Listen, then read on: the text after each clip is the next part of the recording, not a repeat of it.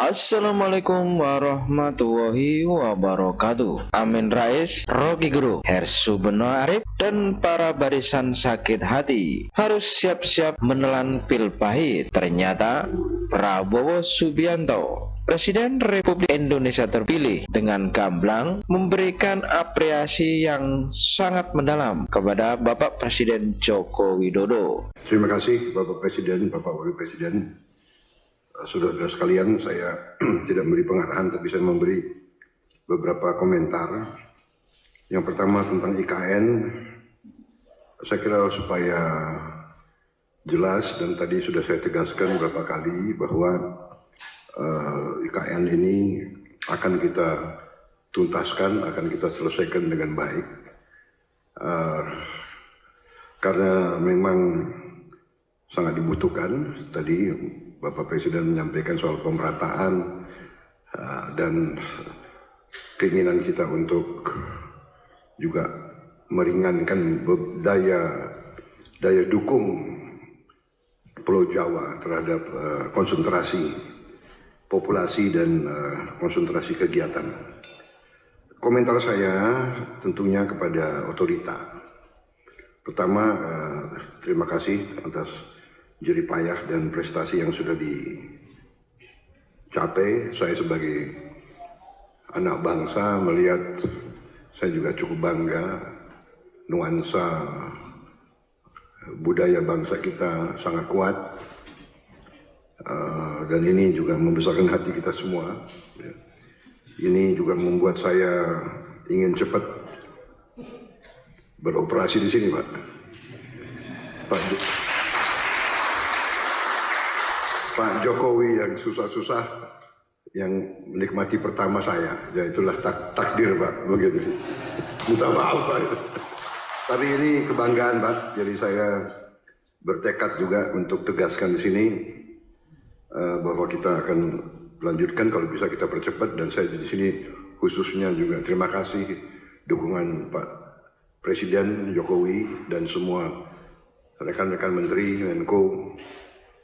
Sekali lagi Menteri Keuangan, Menko Perekonomian yang terus membantu saya menyiapkan APBN yang akan datang. Ini sangat membuat saya optimis. Walaupun tantangan global besar, tapi kekuatan kita besar. Dan dukungan Pak Presiden sekali lagi saya sampaikan, dan semua menteri membuat saya sangat optimis. Dan untuk ini juga saya ingin meyakinkan otorita bahwa ruang anggaran yang kita siapkan cukup besar, dan kita bisa, saya kira, selesaikan beberapa hal yang penting dalam IKN ini. Kalau menurut saya intinya adalah ibu kota negara, intinya adalah pusat pemerintahan.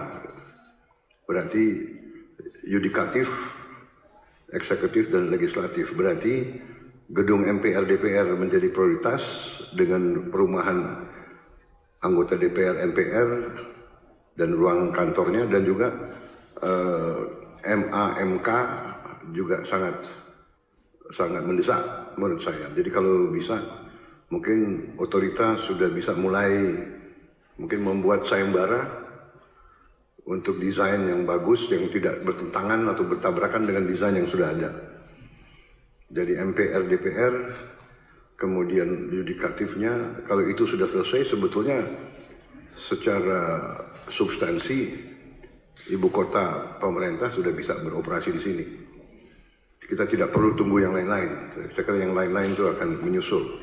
Saya kira itu komentar saya, Bapak Presiden, dan untuk otorita. Yang kedua, bagaimanapun saya dididik untuk selalu menghadapi kemungkinan yang paling jelek, karena kita inginnya forest city. Berarti masalah hutan itu sangat besar, berarti kita harus siap untuk bencana, bahaya kebakaran. Nah, ini kita harus siap dengan teknologi yang ada, dan mungkin ada perencanaan yang lebih besar menghadapi kemungkinan yang paling jelek. Teknologi mungkin dengan pemantauan, dengan juga penambahan, saya kira penambahan pemadam kebakaran, tim-tim pemadam kebakaran, mungkin koordinasi. Kita harus juga bantu Badan Bencana Alam,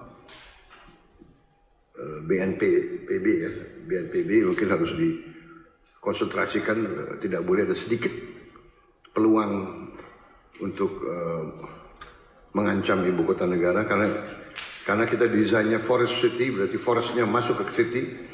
Kita harus, dan untuk itu saya sangat terima kasih ada penambahan embung-embung yang demikian besar. Saya kira itu Bapak Presiden komentar dari saya. Saya optimis selesainya pusat pemerintahan dengan investasi yang lain akan mengundang investor lebih besar lagi. Demikian, terima kasih.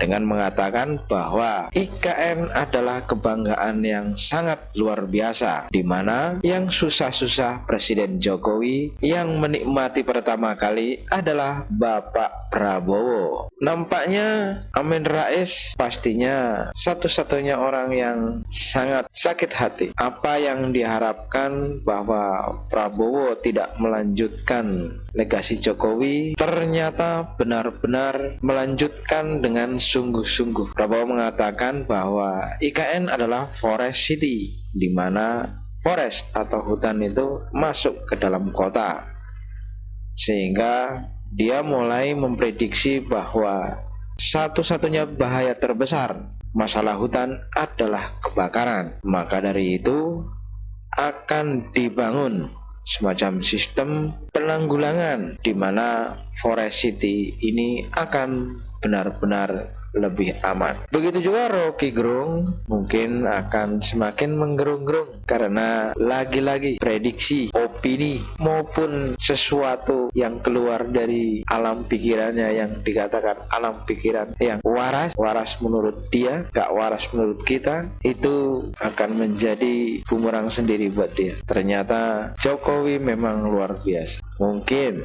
bagi Rocky Gerung, Presiden Jokowi adalah presiden yang mengatakan bahwa Jokowi itu dungu. Tetapi filosof dari luar negeri mengatakan bahwa bagaimana mungkin dia seorang dungu bisa memenangkan 2 wali kota, 1 kali jabatan gubernur, dan 2 kali jabatan presiden. Sampai di akhir periode ini, Presiden Jokowi adalah salah satu presiden yang terkuat di masa-masa akhir jabatannya. Tidak seperti presiden-presiden lain, baik Megawati, SBY, apalagi Pak Harto. Di samping itu juga seperti yang didengungkan mereka-mereka yang tidak suka Jokowi dengan narasi-narasi politik dinasti, sepertinya Jokowi juga mempunyai pikiran yang sangat ke depan.